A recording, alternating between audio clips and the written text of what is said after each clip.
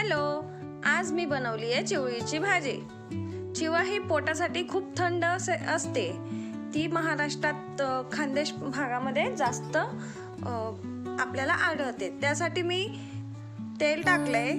तेलात जिरं, मोहरी याची फोडणी घातली, लसूण टाकला आणि चिवळ ती टाकली. यात जास्त असं काही मसाले वगैरे जास्त टाकायचे नसतात. मग मी हळद टाकली, लाल मिरची टाकली आणि मीठ टाकलं आणि चिवळ्याला थोडीशी म्हणजे पाणी त्याचं आटसतोपर्यंत थोडंसं तिला शिजू दिली. चिवळ्याला 3-4 मिनिटं चिवळ शिजल्यानंतर मग मी त्यात बेसन ऍड केलं.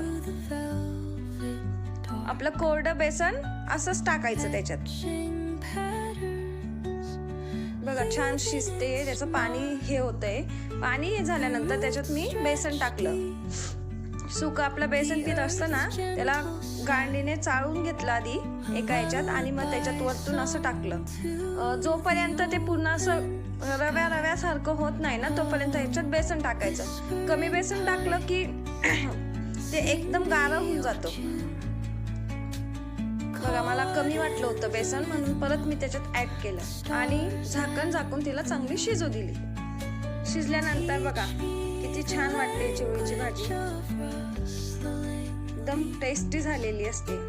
वरण भातासोबत, पोळी सोबत, मुलांना टिफिन सोबत खूप छान असते ही. थँक्यू.